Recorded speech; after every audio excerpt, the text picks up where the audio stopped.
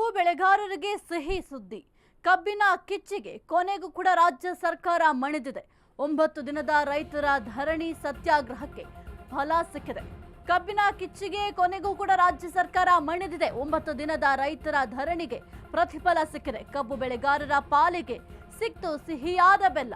ಕಬ್ಬಿನ ಗಾಣದಿಂದ ಪಾರಾದ ಕಾಂಗ್ರೆಸ್ ಸರ್ಕಾರ. ಇನ್ನು ಪ್ರತಿ ಟನ್ಗೆ ಕಬ್ಬಿಗೆ 3,300 ರೂಪಾಯಿ ನೀಡಲು ತೀರ್ಮಾನವನ್ನ ಮಾಡಲಾಗಿದೆ. ಕಾರ್ಖಾನೆ ಮಾಲೀಕರೊಂದಿಗಿನ ಸಂಧಾನ ಸಕ್ಸಸ್ ಆಗಿದೆ. ಕಬ್ಬಿನ ಕಿಚ್ಚಿಗೆ ಕೊನೆಗೂ ಕೂಡ ರಾಜ್ಯ ಸರ್ಕಾರ ಈಗ ಮಣಿದಿದೆ. 9 ದಿನದ ರೈತರ ಧರಣಿ ಆಗಿರಬಹುದು, ಸತ್ಯಾಗ್ರಹ ಆಗಿರಬಹುದು, ಹೋರಾಟ ಆಗಿರಬಹುದು, ಅದೆಲ್ಲದಕ್ಕೂ ಕೂಡ ಈಗ ಪ್ರತಿಫಲ ಸಿಕ್ಕಿದೆ.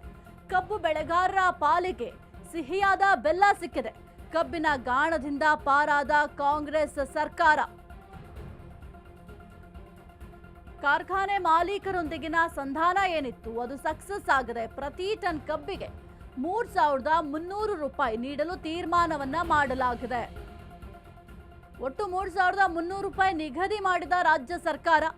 ಸಕ್ಕರೆ ಕಾರ್ಖಾನೆ ಮಾಲೀಕರಿಂದ 3,250 ರೂಪಾಯಿ ನೀಡಲಾಗುತ್ತೆ. ರಾಜ್ಯ ಸರ್ಕಾರದಿಂದ 50 ರೂಪಾಯಿ ಪ್ರೋತ್ಸಾಹ ಧನವನ್ನ ಕೊಡಲಾಗುತ್ತೆ. ಇನ್ನು ಸಕ್ಕರೆ ಕಾರ್ಖಾನೆ 50 ರೂಪಾಯಿ, ಸರ್ಕಾರ 50 ರೂಪಾಯಿ ಪಾವತಿಯನ್ನ ಮಾಡಬೇಕಾಗತ್ತೆ. ರಾಜ್ಯದ ಎಲ್ಲಾ ಶುಗರ್ ಫ್ಯಾಕ್ಟರಿಗಳಿಗೂ ಕೂಡ ಈ ಒಂದು ನಿಯಮ ಅನ್ವಯ ಆಗತ್ತೆ. ಒಂದೊಂದು ಜಿಲ್ಲೆಯಲ್ಲಿ ಒಂದೊಂದು ರೀತಿ ರಿಕವರಿಯನ್ನ ಮಾಡಲಾಗುತ್ತೆ. ಏನೀಗ ಸದ್ಯಕ್ಕೆ ಸರ್ಕಾರ ಆದೇಶವನ್ನು ಹೊರಡಿಸಿದೆ. ಎಲ್ಲಾ ಸಕ್ಕರೆ ಕಾರ್ಖಾನೆಗಳಿಗೂ ಕೂಡ ಈ ಒಂದು ನಿಯಮ ಅನ್ವಯ ಆಗತ್ತೆ. ಸಹಕಾರ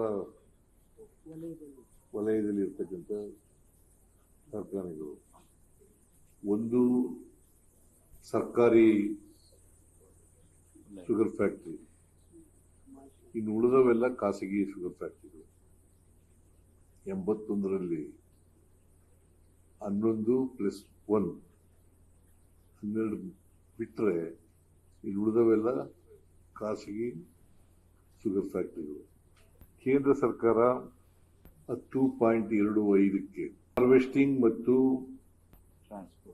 ಟ್ರಾನ್ಸ್ಪೋರ್ಟ್ ಇದರ ವೆಚ್ಚವನ್ನು ಸೇರಿಸಿ 10.25 ರಿಕವರಿ ಇರ್ತಕ್ಕಂಥ ಕಬ್ಬಿಗೆ 1 ಮೆಟ್ರಿಕ್ ಟನ್ಗೆ 3,550 ಕೋಟಿ 50 ರೂಪಾಯಿ 3,550 ರೂಪಾಯಿ ಸರಿ ಬರ್ಕಳಿ 3,550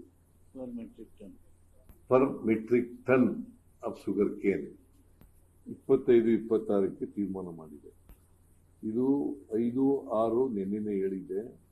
5/6/2025ರಲ್ಲಿ ತೀರ್ಮಾನ ಮಾಡಿದೆ. ಅದಕ್ಕೆ ಆದೇಶನೂ ಕೂಡ ಹೊರಡಿಸಿದೆ ಸರ್ಕಾರ.